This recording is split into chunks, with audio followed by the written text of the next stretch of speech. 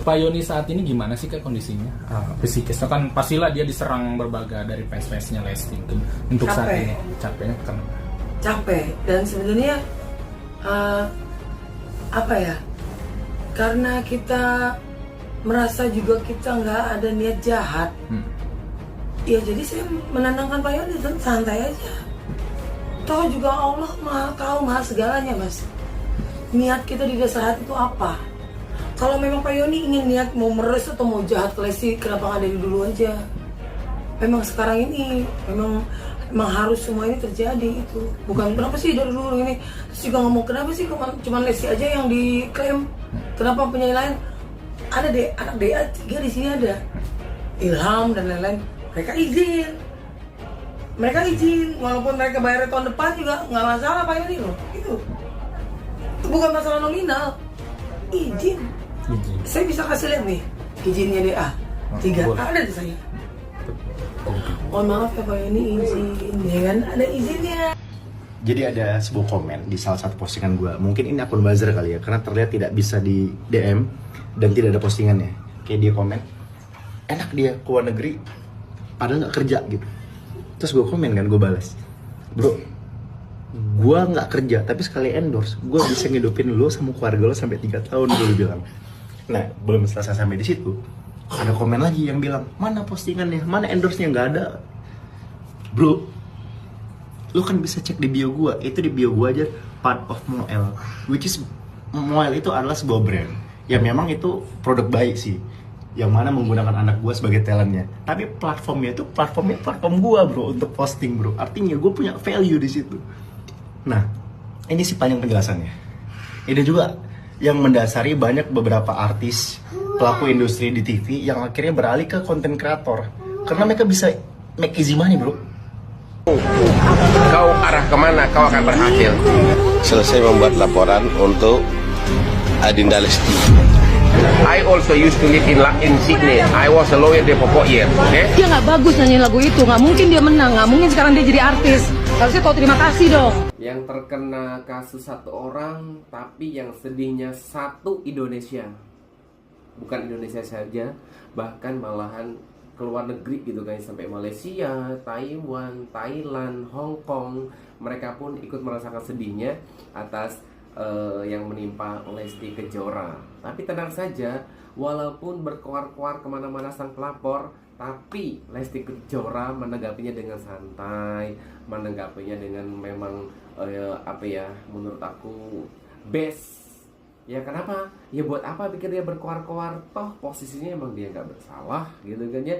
Terus pokoknya yang sedang berliburan, katanya si Dedek Lesti atau Bunda Lesti Kejora sedang liburan bersama keluarga. Tetap nikmati liburannya di sana, oke? Semangat. Di FVP gue tuh lagi rame kalau Lesti ini dituntut 4 miliar karena bawain lagu orang tanpa izin. Dan ada mbak-mbak baju hijau yang ngomong kalau Lesti nggak bawain lagu ini tuh Lesti nggak bakalan terkenal. Karena Lesti bawain lagu ini makanya dia menang ajang itu dan dia terkenal. Tapi gue tau Lesti itu bukan dari lagu ini loh. Perasaan bukannya yang bikin Lesti terkenal itu lagunya Kejora ya. Terus apa kabar tuh yang namanya Dewi Persik menganiaya lagu sampai lagunya babak belur? Gak ada tuh yang nuntut.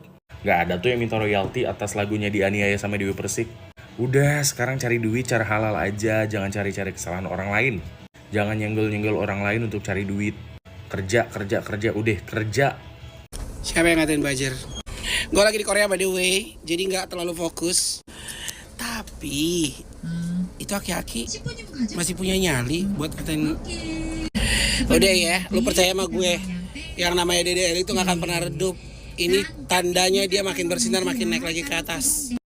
Perkara cuma lagu, ya. Bukannya bersyukur lagu jadi nyanyiin sama penyanyi terkenal. Malah aneh-aneh.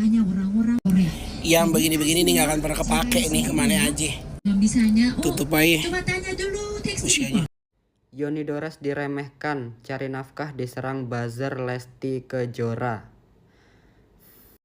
Bisa dikasih bukti nggak yang mana buzzer-buzzernya Lesti Kejora? Atau jangan-jangan aku juga dituduh buzzer nih? Saya speak up masalah Lesti Kejora bukan berarti saya buzzernya dia. Nggak ada loh sepeser pun uang masuk ke rekening saya dari Lesti Kejora, itu nggak ada sama sekali. Mau buat apa? Dan kita-kita ini yang speak up juga tidak bermaksud untuk menghalang-halangi abang ya dalam mencari keadilan masalah hak cipta itu. Cuman yang kita soroti di sini adalah tindakan abang apakah udah tepat melaporkan Lesti Kejora ke kepolisian. Karena kan dari video-video yang beredar ya, yang abang permasalahkan adalah video Lesti di YouTube yang mengcover lagu-lagu abang. Sementara ya lagu-lagu tersebut tidak berasal dari channel resminya Lesti Kejora, bukan dari channelnya Lesti. Jadi kayak dia bawain lagu tersebut memang benar ya, kita nemu kok, kita dapat kok lagu-lagunya abang itu dibawakan sama Lesti Kejora, itu kita dapat video-video itu gitu. Tapi itu dari akun-akun YouTube-nya orang, bukan dari akun YouTube-nya Lesti. Otomatis dari situ Lesti juga nggak dapat penghasilan sama sekali dari video-video tersebut, karena orang yang upload itu channelnya orang gitu. Kenapa nggak somasi atau laporin orang yang ngupload di YouTube itu? Kenapa ke Lestinya? Dan abang bilang katanya merasa tidak dihargai karena sebagai pencipta lagu tidak ditulis namanya di, nggak tahu di video-video tersebut mungkin maksudnya ya. Kan memang bukan Lesti yang upload ya. Video tersebut yang bikin bukan Lesti cuman nyanyi doang, masalah rekam apa semua segala macam sampai kita bisa melihat di YouTube itu orang semua yang bikin gitu. Jadi bukan salahnya Lesti kenapa nggak dicantumin nama penciptanya di situ gitu loh. Kali ini Lesti digugat karena mengcover gitu ya, mengcover lagu. Dan kemudian soal hak cipta antara penyanyi dan pencipta lagu ini kan marak ya belakangan ini ya. Jadi gini, poin pertama yang mesti saya jelaskan ya, hak cipta itu kan dalam hukum kita dianggap sebagai kekayaan, kan gitu ya. Tapi jangan lupa, walaupun hak cipta itu dianggap sebagai kekayaan, tapi hak cipta itu berada dalam koridor izin. Nah, dalam koridor izin, di dalam hukum itu ada kemudian asas hukum yang menyatakan ultimum remedium. Apa bang itu ultimum remedium? Ultimum remedium itu artinya hukum pidana itu menjadi alternatif penyelesaian sengketa terakhir paling ujung. Maka sebelum itu harus ditempuhlah upaya-upaya lain, gitu. Nah, salah satu upayanya apa? Teguran secara perdata, teguran tertulis, gitu ya. Lalu kemudian teguran perdata dan lain sebagainya dan lain sebagainya. Lesti ini adalah dibilang dituduhkan ya Pak ya, maaf, mengcover lagu Pak Yoni bagaikan ranting itu.